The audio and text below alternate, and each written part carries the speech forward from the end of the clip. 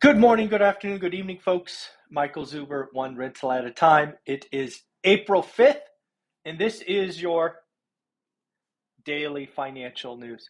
A couple of quick things right at the start. First, thank you for all of the comments, thumbs up, and subscriptions. I think it is working. I think all of you are helping the YouTube algorithm see the importance of these daily financial news. So let's keep it up. If you want to do me a favor, just say hi or whatever you would like in the comments below. I would greatly appreciate it. I do my best to reply to each and every comment. So thank you for that. And again, like, subscribes, all of that stuff would be very, very welcome. Something else that I find just truly amazing is that the followers of One Rental at a Time are amazing. Look at this creation. One rental at a time, escape the rat race. And I just love that rat kind of chilling in a hammock, holding on to my logo, One Rental at a Time. I think that is amazing. John, thank you very much for doing this. I'm sure it took you a lot of time. I will treasure that and see if my team can't turn that into some kind of hat or shirt or something. So thank you.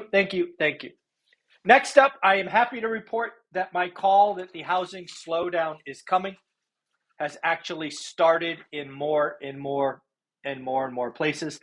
I am getting these notes pretty significantly or pretty frequently from around the country and really around the world. I will read you one from yesterday. Listings are coming back. For the past few months, only 5 or 6 per month. Very high priced. In the past week, I think there have been 10, and 3 of them have actually been priced fairly and selling at asking price. I offered slightly above asking one on Friday and missed it because someone offered to buy as is. Just put in an offer at asking price this morning on another one. Couple of things. The slowdown is real. It is happening. The sudden and violent move in interest rates have pushed buyers to the sidelines. They have, there's so much going on that buyers, the retail, the consumer, the person that I studied for 30 years is afraid. Not quite Great Recession afraid, but heading that way. So again, what will happen is owners will step to the side, investors, the folks that do one rental at a time, your job, learn average, write good or great offers, don't overpay. Some of you have been looking for 6 or 9 months and are almost vibrating with excitement. Don't write bad offers. If you create an alligator because you're just happy to get one, that's not what I want to teach. Write good offers. The market is coming to us. It is finally coming to investors. It is going to be 10 times easier to find motivated sellers. Just keep going. Awesome. So, on to the daily financial news. Lots of stuff going on, man. Just lots of stuff. Larry Summers is out saying the super tight job market means the risk of a hard landing is high. This is exactly what I gave to you, I think, 2 weeks ago. I have a playlist called Whiteboard, and in that I did an economic review of 2022 and 2023. That's exactly what I called. The super tight job market is going to mean unemployment goes down in the short term, wage inflation gets hotter, ultimately causing businesses not to profit, causing layoffs, cost of capital, all of that. So again, Larry Summers and I see the world the same way. The only difference is I called it 2 weeks ago. Again, tight jobs, wage spiral, rising rates, pop cost of capital, and then hard landing. I couldn't agree more. Looks like there's more and more research. 1,000 economists were interviewed and asked about the odds of a recession. 67% of them said it would happen before the end of 2024. I didn't even know there were 1,000 economists in the country, but apparently they reached out to them. Chief U.S. economist Robert Dent U.S. will have a mild recession by 2024. I think 2024 is a little late. It may be identified in 2024 because, again, recessions are like the weather from yesterday. It's easy to call once you've been there, right? Recessions are a look back. So maybe it's called in 2024, but I think it happens in the second half of 2023. Also, I'm not sure it will be all that mild. Uh, Inflation's going to get worse and it's going to have to be popped. Ray Dalio, someone that I've followed for a long time. Man, this is getting kind of gloomy. We are in for a period of stagflation. Again, in my whiteboard discussion of 2022 and 2023, that's exactly what I called this year of stagflation. I believe we are already in it. Slow growth, high inflation, and ultimately increasing job loss. I think unemployment goes up, but next year is what I think. Man, sorry, all kinds of bad news this morning. Former Fed Governor Lawrence Lindsay says the U.S. economy to slump into a recession in Q3 of this year. Lawrence, I think you're a little early. It also will depend, is it real GDP or nominal GDP? I think nominal GDP will be up only because inflation is so high.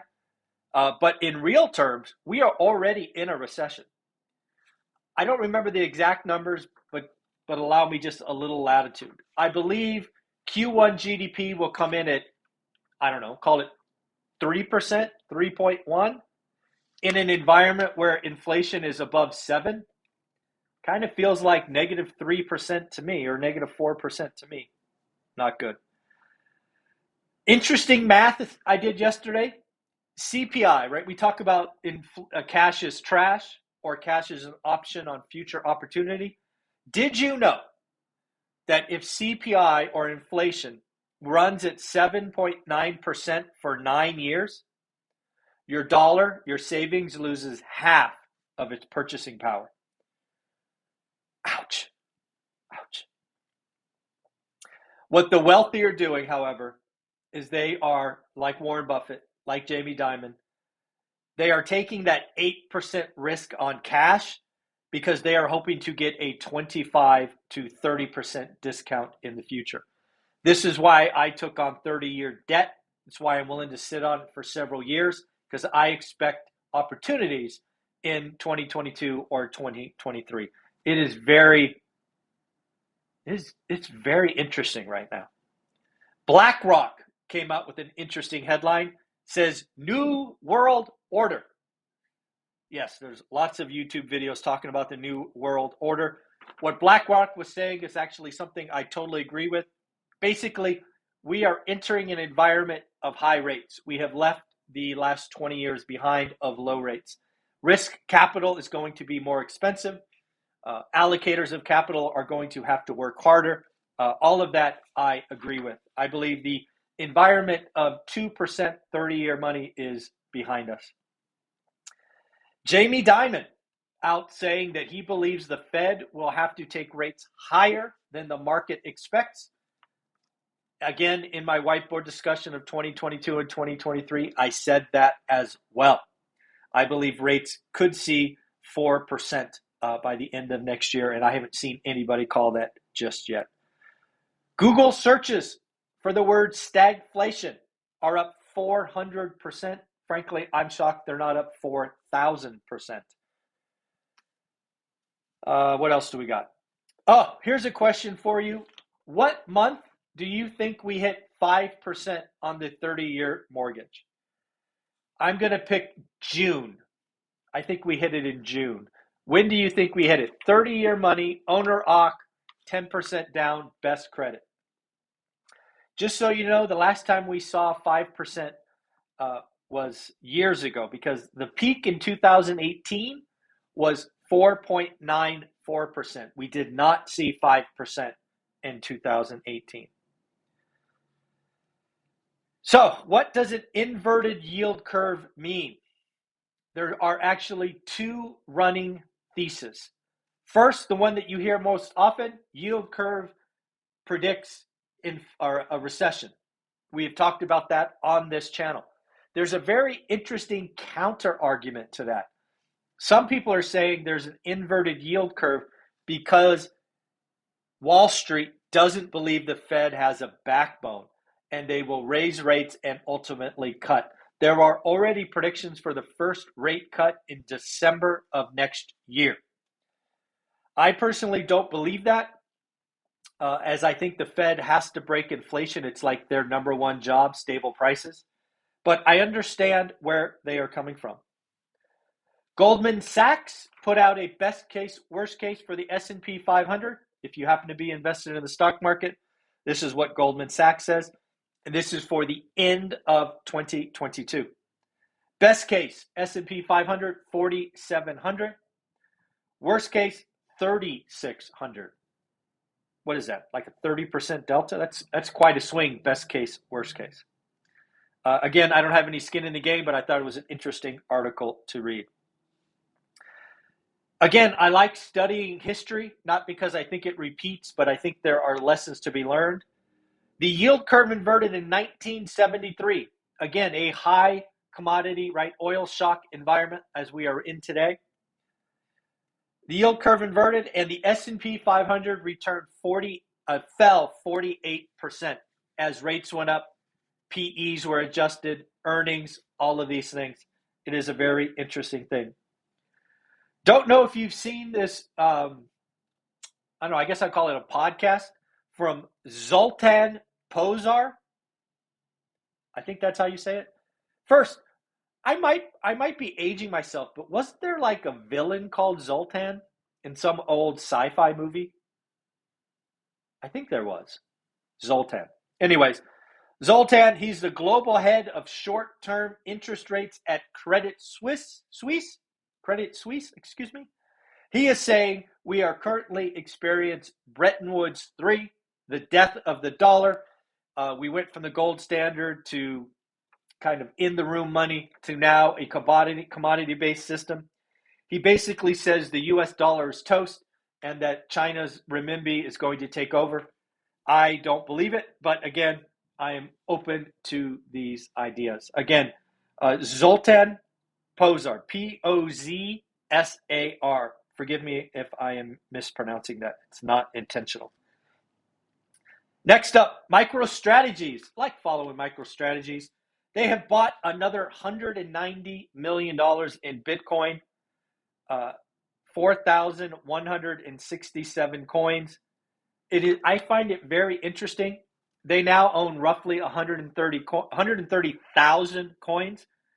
Their average price now, 46,742. I think that's pretty close to where it's trading today. There was a time where MicroStrategy's entry price was much, much lower, but now keeps averaging up, if you will. What else do we got? I guess the last thing to talk about is Goldman Sachs did a survey of insurance companies. Insurance companies' opinions are interesting because they capture premiums and then they pay out in the future. 60%, 61% of these insurers are planning for a recession in the world economy in the next 3 years. Yes, folks, pretty interesting stuff.